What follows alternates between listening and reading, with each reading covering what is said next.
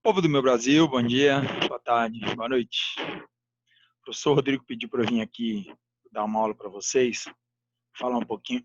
Ah, enganei vocês, eu tô de óculos, ó, sou eu. E aí, pessoinhos, falando sério agora, vamos lá.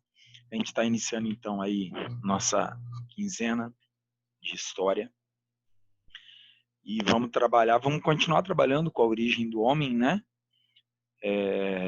Esse material eu já enviei para vocês. A gente já trabalhou com esse material, que é a história, as fontes históricas, conteúdo, tipo de documentos históricos. A gente já trabalhou a questão do tempo, cronologia, processos, a periodização da história, a gente já viu tudo isso, né, durante as nossas aulas antes da paralisação, antes do recesso, né, mas nós desenvolvemos isso.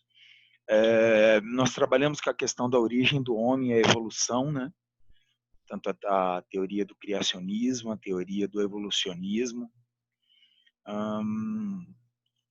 Dentro do processo de evolução, a gente falou sobre os hominídeos, os primeiros hominídeos, o Australopithecus, o Homo habilis, o Homo erectus, o homem de Neandertal, o Homo sapiens e o Homo sapiens sapiens.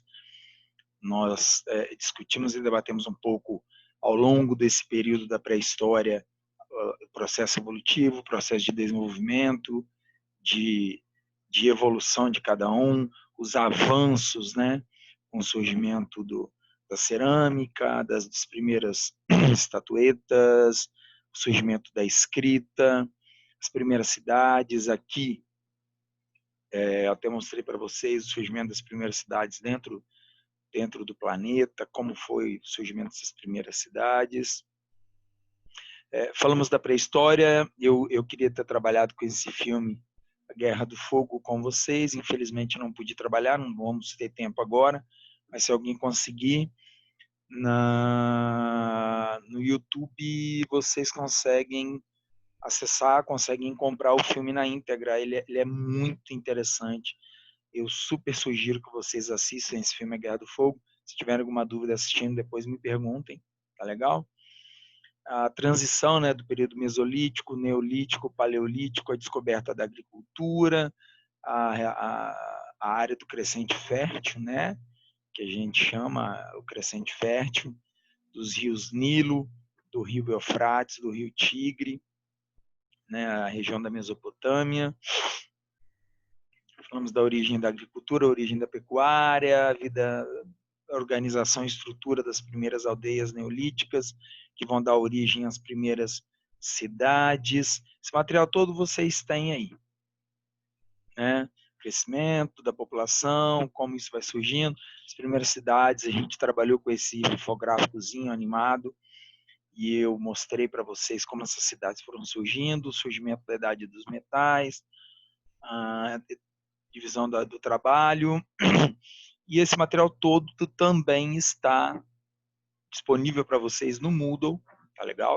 Lembrem disso, tá disponível no Moodle, e tá no e-mail da turma, vocês podem imprimir e tudo mais. E hoje a gente começa a falar sobre a origem dos povos americanos mesmo, né, dos homens aqui do continente americano, tá ok? Durante décadas, existiam três explicações básicas para o surgimento do homem americano, né? Existiam três: a teoria do Estreito de Bering, a teoria do Pacífico e a teoria do autoctonismo. Então a gente tinha basicamente três teorias: Bering, a do Pacífico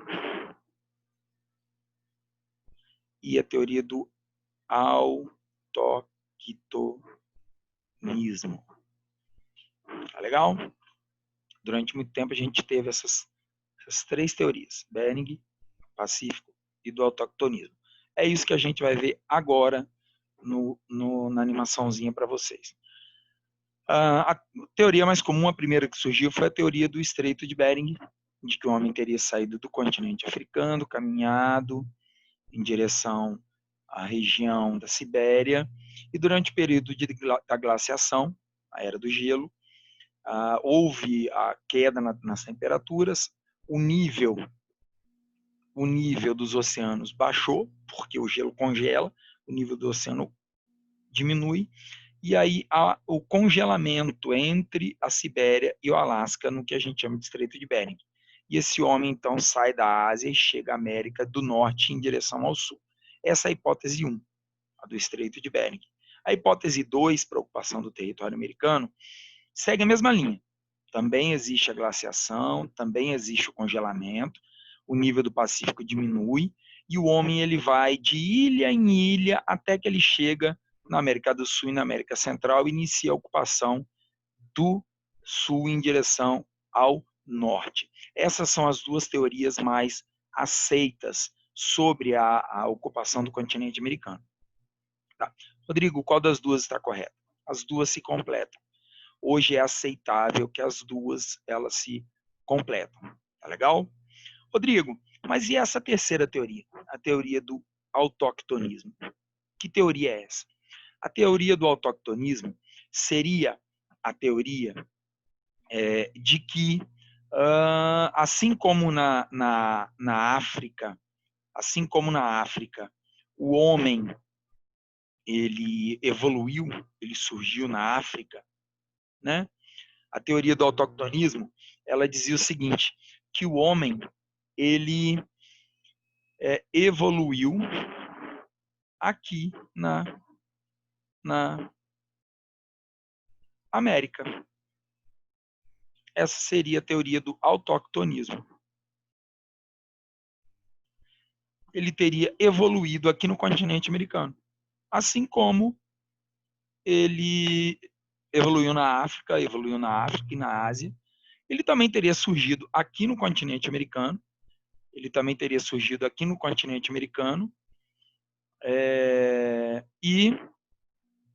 e aqui no continente americano ele foi evoluindo. Essa teoria durante um tempo foi cogitada. Ela foi cogitada. Só que depois ela foi descartada.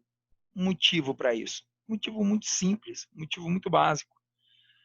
Os fósseis mais antigos do nosso continente, eles datam de 11 mil anos antes de Cristo, de 50 mil anos antes de Cristo.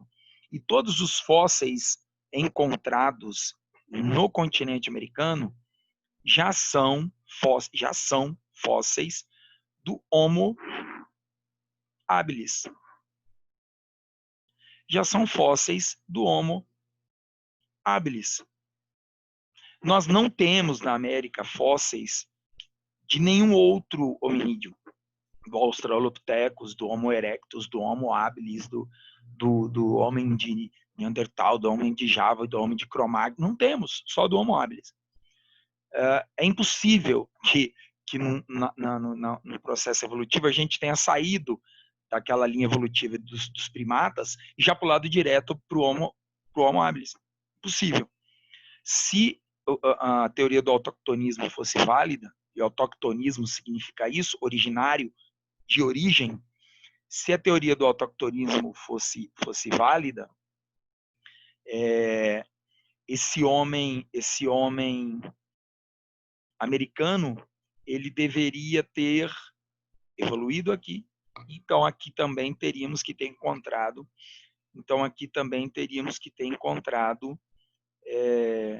fósseis de todo o processo evolutivo. E ao contrário, nós não temos. Temos os fósseis, né? A nossa mais antiga a Luzia, né? Em Lagoa Santa, aqui no Brasil. Temos fósseis no Parque Nacional da Serra da Capivara, também aqui no Brasil, de cerca de 20 mil anos, pinturas rupestres de 30 mil anos, alguns estudos da Nied Guidon, eles datam de 50 mil anos, mas nada anterior a isso, né, mais antigo do que isso. Então, você não pode trabalhar com essa ideia do autoctonismo. Isso para a gente ela não vai fazer sentido. Então, o que vai de verdade prevalecer para a gente vai ser a teoria, mesmo do Estreito de Bering, e a teoria do Pacífico. Tá legal? Aí nós temos, né, o Cid Boqueirão da Pedra Furada e tudo mais. Aqui na América nós temos também a nossa pré-história americana, assim como na Ásia e na África nós tivemos os períodos paleolíticos, o período arcaico, nós temos sítios arqueológicos no Chile, na Argentina. Isso tudo vocês vão fazer uma leitura bacana, vocês vão entender legal, né, vão ver as características.